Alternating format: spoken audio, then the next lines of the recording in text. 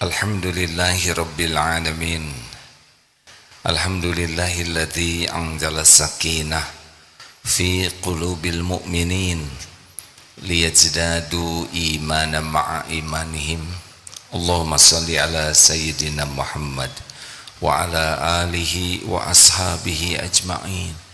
Ya Allah, berkahi majlis ini. Catatkan siapapun yang hadir, yang menyimak, menjadi hamba-hamba yang Engkau terima amalnya. Allahumma inna nas'aluka imanan kamilan. Kami mohon kepadamu ya Allah iman yang sempurna, wa yaqinan shadiqan, keyakinan yang benar, wa qalban khashian, hati yang khusyuk kepadamu, wa lisanan dzakiran, lisan yang selalu basah menyebut namamu. Ya Allah, lindungi majlis ini dari niat, ilmu, amal yang tidak berkah. Amin ya rabbal alamin. Hadirin, orang yang paling sukses adalah orang yang paling membawa manfaat. Khairun nas anfa'uhum linnas. Sebaik-baik manusia, manusia yang banyak memberi manfaat. Jadi banyak ilmu tapi kurang manfaat. Dia seperti keledai bawa buku. Bukunya manfaat tapi bagi keledai cuma beban. Sama orang-orang yang punya jabatan, kedudukan, popularitas, kalau tidak manfaat dia rugi. Bagaimana supaya kita manfaat untuk orang lain? Nah, harus dari mana? Kita ingin bisa manfaat bagi masyarakat, bagi tetangga, bagi keluarga. Kita ingin bisa mengubah kakak, adik, suami, istri. Dari mana? Dari mana? Harus dari diri sendiri. Ada satu ayat surat Al-An'am, sebentar ya. Oh, surat Al-Anfal ayat 53. Ada yang bisa baca?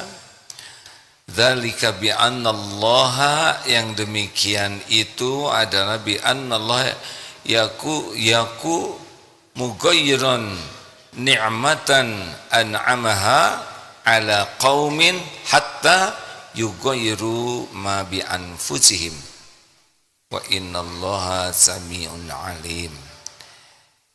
Yang demikian itu karena sesungguhnya Allah sekali-kali tidak merubah nikmat suatu nikmat yang telah Allah berikan kepada suatu kaum hingga kaum itu merubah apa yang ada pada dirinya sendiri.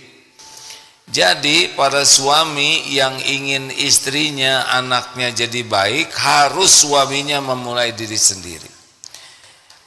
Orang tua yang ingin anaknya jadi baik, harus orang tua itu sendiri. Guru yang ingin muridnya jadi baik, harus mulai dari gurunya sendiri. Ini serius, karena kita banyak menginginkan orang lain jadi baik. Banyak orang tua yang ingin anaknya baik, tapi seberapa kuat orang tua ini menyadari bahwa kebaikan pada anaknya, pada keluarganya harus pada dirinya dulu. Ku anfusakum wa ahlikum naro, jaga dirimu, baru keluargamu. Lalu pada diri ini apa yang harus diperbaiki? Nah, ternyata Kalau ingin masyarakat jadi baik, keluarga jadi baik, harus diri. Diri ini apa yang harus baik? Yang pertama harus baik adalah hati. Jadi yang pertama harus kita perbaiki adalah hati. Ala inna fil jasadi mudghah idza salahal jasadu kulluh wa idza fasadal jasadu kulluh ala wahya al-qalb. Ketahuilah dalam jasad ini ada segumpal daging, kalau dia baik, baik seluruhnya, kalau dia buruk, buruk seluruhnya. Itulah yang dinamakan qalbu. Jadi, Ramadan ini kalau ingin sukses tidak cukup hanya rajin sholat, walau sudah bagus, baca Quran, sedekah, tapi seberapa sungguh-sungguh kita memperbaiki hati. Pertanyaannya, bagaimana pelajaran terpenting dalam Ramadan memperbaiki hati? Puncaknya perbaikan hati adalah anta'budallah ka'annaka tarah wa illam takun tarah fa innahu yarok, yaitu orang yang beribadah seakan melihat Allah. Kalau kamu tidak bisa lihat Allah, maka sesungguhnya Allah melihatmu. Ini yang sangat penting kita latih setiap saat adalah merasa dilihat, ditatap, disaksikan Allah. Kalau ini dilatih terus, dampaknya cepat sekali perubahan pada diri kita.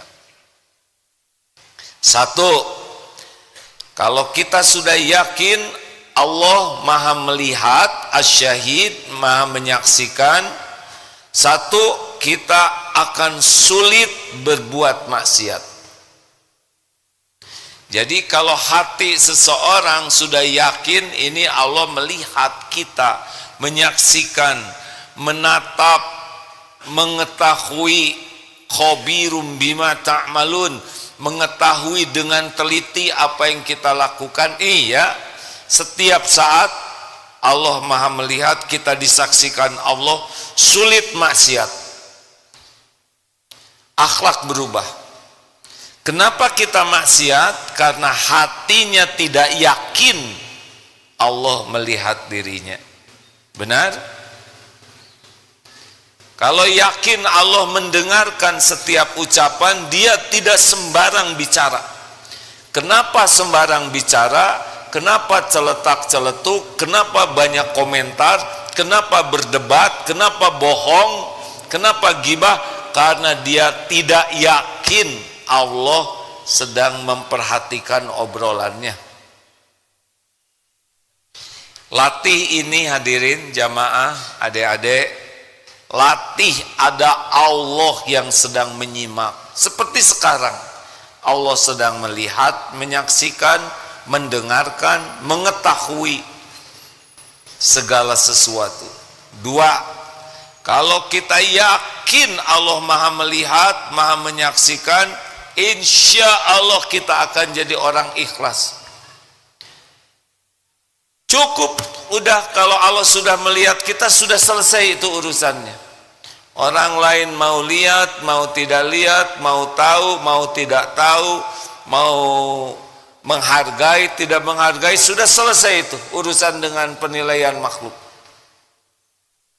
Kenapa kita sering kecewa, jengkel, sakit hati, kesel?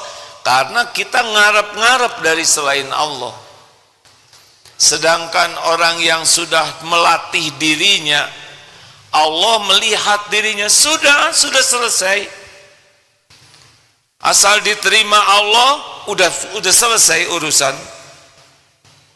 Orang mau menghargai atau tidak, berterima kasih atau tidak, itu sudah tidak jadi ribet. Tiga, akan khusyuk dalam doa dan ibadah. Orang yakin Allah melihat, walaupun mungkin bacaan Quran belum paham,